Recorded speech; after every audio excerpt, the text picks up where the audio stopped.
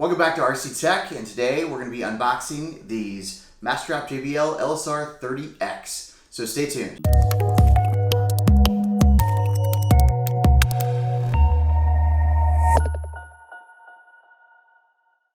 So I'm filming at my buddy Brian's house today, and he just got these in. He had asked me for some advice on some new PC speakers, and I actually directed him toward going with active monitors instead. So what we ended up with is finding a deal on these JBLs. This is a Massdrop variant of the very popular LSR30X. The LSR30X typically go for about $150 per speaker. You can find them on sale for cheaper, but Massdrop has this great deal on these, $179 for a pair of them. They come in a piano black finish, which is unique to the Massdrop version, and they also have matched drivers. So let's go ahead and crack into these things. So got my trusty knife here. We'll see how well they're packaged, and this is my first time actually ever seeing these speakers, so this should be good.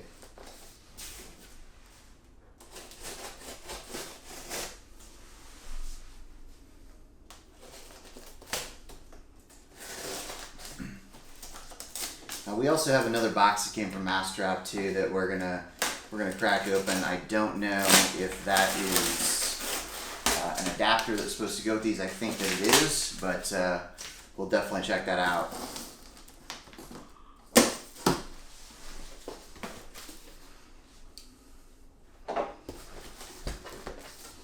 Okay, so once you get into the box here, you do have the paperwork on those match drivers that I talked about. It gives you an idea of how each one measures, which is actually pretty cool. So you get this little kind of proof in the pudding measurement chart here.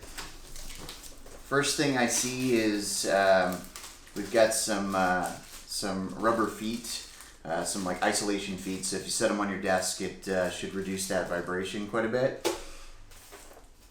Got the manual here, some other feet for the other speaker, and then we'll get into the speakers here.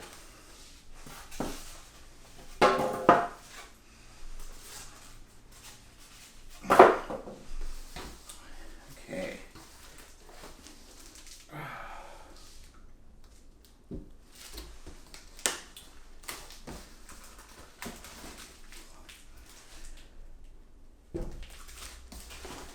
I'll put the box aside.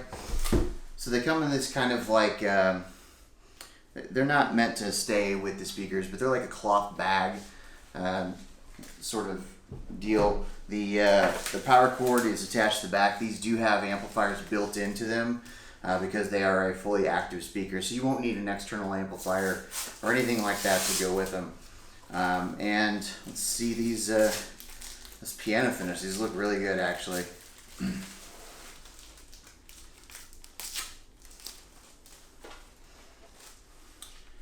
So here's the first guy. These are going to be a bit of a fingerprint magnet.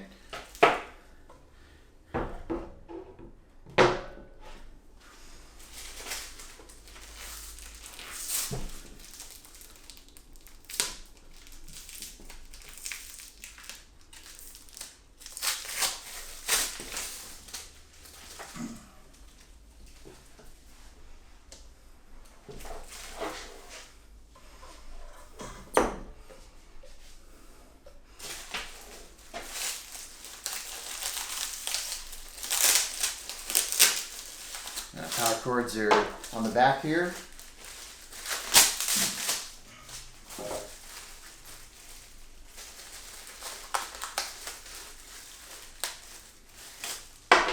So that's the speakers. These are a really good looking speaker. Coming around to the back here, you can see they've got a variety of ports so that you can connect them together. You do get two balanced inputs. One is a XLR type connector. The other is a TRS plug like you'd see with a microphone or something. You have some input sensitivity switches so you can adjust that, as well as the volume. Looks like there's a low frequency and high frequency trim. So depending on your scenario, you can trim the lows or the highs, and then you've got your power switch and power cable plug-in. Coming to the front, it's a 5-inch speaker and then a horn-loaded tweeter, and like I said, you see that glossy piano finish that looks really good. So as I said earlier, there is a additional box that was sent with these. I think it's going to be an adapter so that you can hook these up without the need for an audio interface. Let's crack this open and see what we get here. Yeah, so I went ahead and opened the packaging, and I did confirm these are going to let you connect your computer through the standard little mini plug, and then connect into the kind of the TRS or microphone jack looking plug into the back of the studio monitors. This will allow you to play it off of a laptop computer and use your internal sound card to control the volume and to send the signal to the speakers. This is not necessarily the way that I would personally recommend to hook these up. I would recommend you get an external audio interface and DAC. That'll let you take advantage of the balanced connectors on the back and get a truly balanced input. And it'll also give you a little bit better sound quality by using a better DAC than what's in your computer today.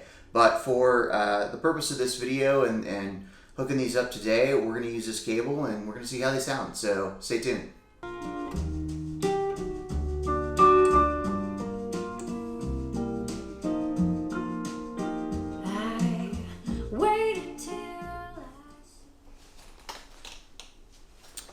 So how do they sound? Well, they sound really, really good. I was actually really impressed with how well they image, especially at that close of a range. And even when they're not perfectly aligned, they image bang on pretty much. It sounds like the vocals are coming from exactly where they're supposed to be, as if you had like a little mini band playing on your desk. One area where they are lacking, and you'll find this in a lot of other reviews, is bass.